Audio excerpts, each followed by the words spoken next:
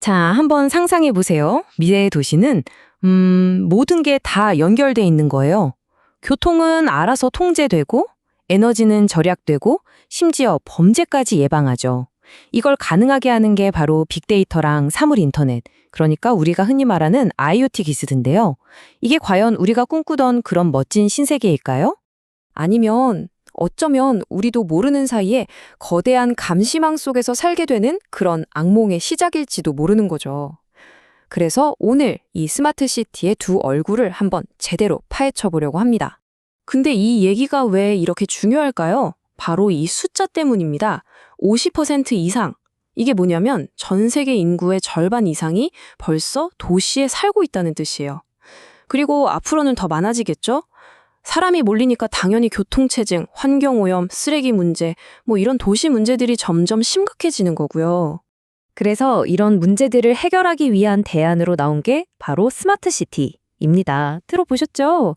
쉽게 말해서 사물 인터넷이나 빅데이터 같은 첨단 기술로 도시의 자원들을 아주 효율적으로 관리하는 거예요.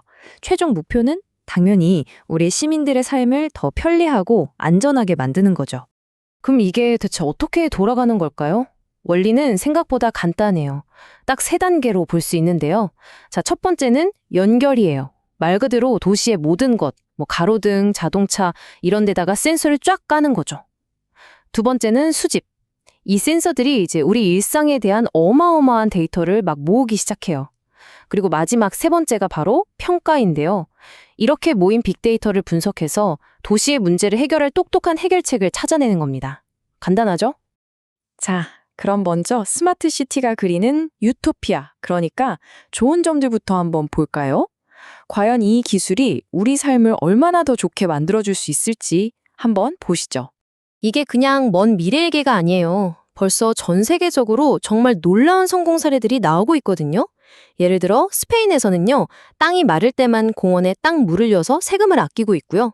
핀란드는 아예 쓰레기를 지하 파이프로 옮겨서 소음이랑 오염을 확 줄였대요.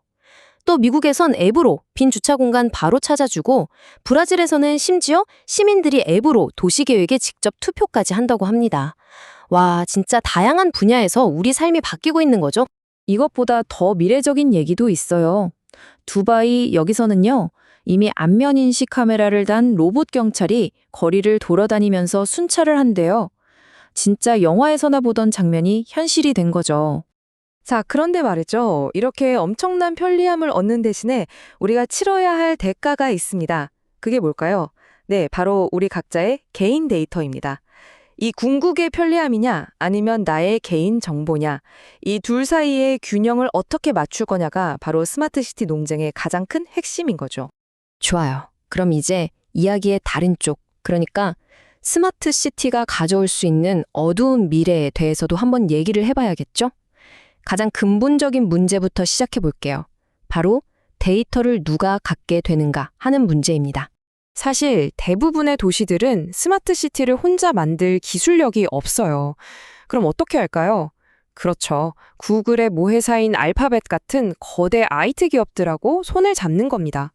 근데 바로 여기서 문제가 생겨요. 우리 시민들의 모든 데이터에 대한 통제권이 이 민간 기업한테 넘어가 버리는 거죠. 그리고 이 데이터가 어떻게 쓰일지는 당연히 돈 버는 데 쓰일 가능성이 높겠죠? 그래서 전문가들이 이런 얘기를 하는 겁니다. 데이터는 특정 기업의 사유재산이 되면 안 된다. 우리가 쓰는 물이나 전기처럼 모든 사람이 혜택을 누릴 수 있는 공공재로 관리해야 한다는 거죠. 와, 이거 정말 중요한 지적이라고 생각해요. 관점의 전환이 필요한 거죠. 자, 중국 선전의 예를 한번 들어볼게요.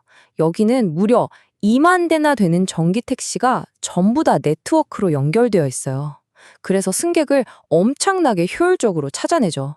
와, 겉으로만 보면 정말 완벽한 미래 교통 시스템 같지 않나요? 그런데 말이죠. 그 이면을 들여다보면 정말 충격적인 사실이 숨어 있습니다. 택시 안에 있는 카메라가 승객들이 나누는 모든 대화를 녹음하고 있다는 거예요. 그리고 경찰이 원하면 언제든지 그 녹음 기록을 들여다볼 수 있습니다. 결국 효율성이라는 이름 아래 우리의 모든 사생활이 감시당할 수 있다는 얘기죠. 근데 문제가 데이터 감시뿐만이 아니에요. 스마트 시티에는 또 다른, 어쩌면 더 큰 위험이 숨어 있습니다. 도시 전체가 하나의 네트워크로 싹 다 연결된다는 건 다시 말해 치명적인 약점이 생길 수 있다는 뜻이거든요. 한번 상상해 보세요. 해커가 보안이 허술한 가로등 딱 하나를 해킹했다고 쳐요. 근데 그 가로등이 도시 전체 시스템이랑 다 연결돼 있다면요? 그 작은 약한 고리 하나 때문에 교통, 전기, 통신, 도시 전체가 그냥 마비되어 버리는 그런 재앙이 올 수도 있다는 겁니다.